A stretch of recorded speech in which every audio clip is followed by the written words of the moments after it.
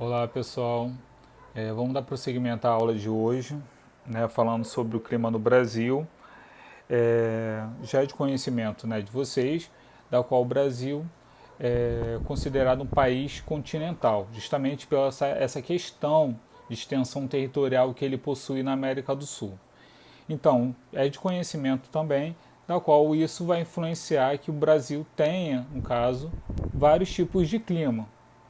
Ok? Então, para estudar os climas no Brasil, a gente vai falar sobre dois fatores específicos, estáticos e dinâmicos. Dos fatores estáticos, a gente vai falar sobre a latitude, que é a distância, né, em graus em relação à linha do Equador. Então, quanto mais próximo à linha do Equador, maior vai ser a incidência de raios solares e, com isso, automaticamente, o clima daquele local vai ser mais quente. Quanto mais longe da linha do Equador, mais ameno, vamos dizer, ou mais frio vai ser o clima naquela região. Okay? Então, o outro tipo de fator estático também é a altitude. Tá, ok?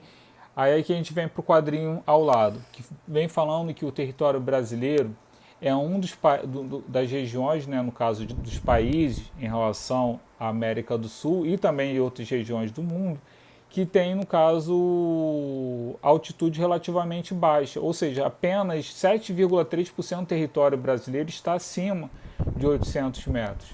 Então, a influência da altitude, que é a altura em relação ao nível do mar, é sentida particularmente em algumas regiões, basicamente as regiões serranas aqui na região sudeste.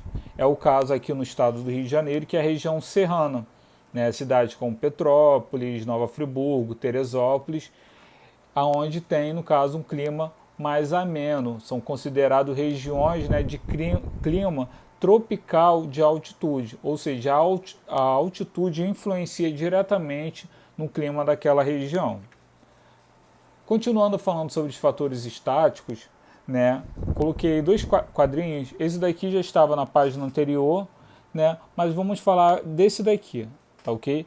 Da onde, no caso, considerada apenas a latitude, o Brasil, né, teria dois tipos de clima: o clima tropical e o clima temperado. Então, a região, né, da linha do Equador até, no caso, o Trópico de Capricórnio seria um clima tropical, tá ok? Ali está falando, no caso, trópicos de Câncer, que seria mais ao norte, e o Capricórnio, que seria ao sul, são essas duas regiões chamadas de tropical, tá ok? Mas aqui no clima brasileiro, basicamente, a gente pega a linha do Equador, né, vamos dizer assim, até o Trópico de Capricórnio, onde seria denominado clima, né, no caso, tropical.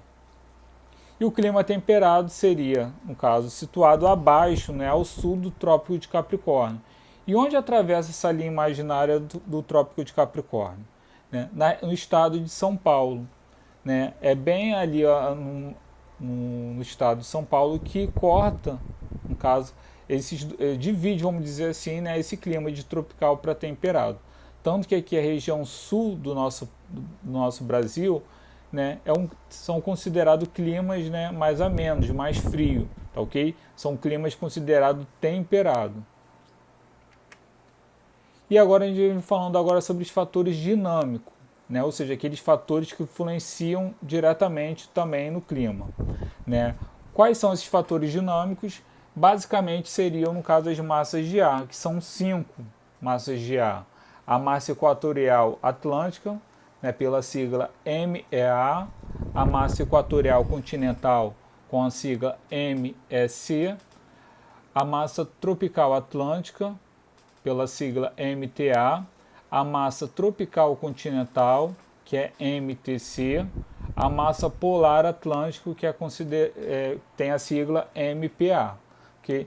Cada massa de ar vai influenciar diretamente, no caso, no clima, só que elas vão influenciar em algumas regiões, elas não influenciam em todo o Brasil. Então, cada uma delas tem uma participação, né, de atuação em determinada área do Brasil, que a gente vai ver agora. Tá ok? Então, aqui a gente tem essas 5 massas de ar, da qual vem mostrando aqui aonde elas vão influenciar diretamente. Ok? Então vou ler aqui para vocês. Dos fatores dinâmicos sobre os climas, encontramos no território brasileiro as massas de ar. 5 grandes massas de ar agem sobre o Brasil e se deslocam, né, ocorrendo por causa das diferentes pressão atmosférica entre dois pontos.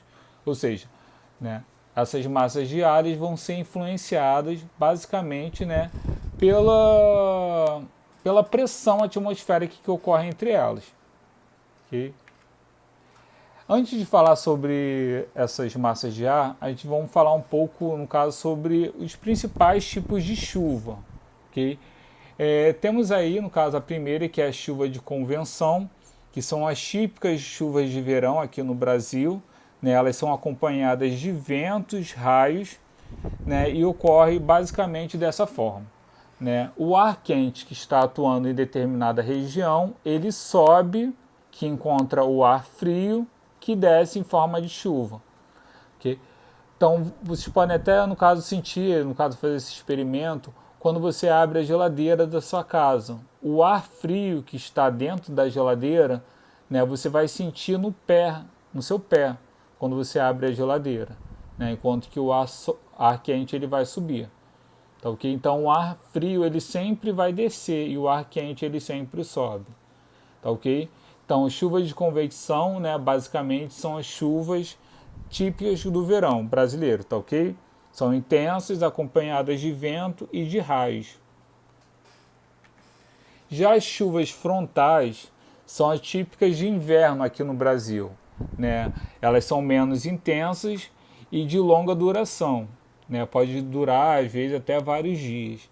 Então, aqui a gente vem o ar frio, basicamente, né? Encontra esse ar quente que está no território, né, e automaticamente faz com que as chuvas ocorram, né, ou seja, chuvas frontais.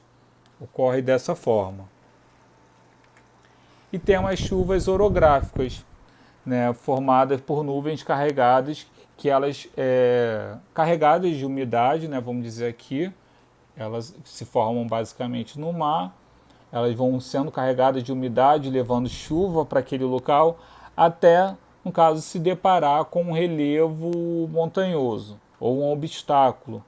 Né? Então, aqui a gente, um exemplo que nós temos para esse tipo de chuva orográfica são chuvas que ocorrem no Nordeste, onde lá temos o Planalto da Borborema, onde as chuvas que ocorrem, né, elas não conseguem chegar ao Cerrado nordestino justamente por essa barreira, por esse Planalto da Borborema que, né, automaticamente bloqueia a chuva, ou seja, quase toda a umidade que teria na nuvem, ela acaba sendo, vamos dizer, né, despejada nesse lado, né, no caso da montanha. E ela não consegue levar a umidade para, no caso, o interior, né, que seria a região do Nordeste, do sertão. Então temos esse exemplo aí para demonstrar para vocês.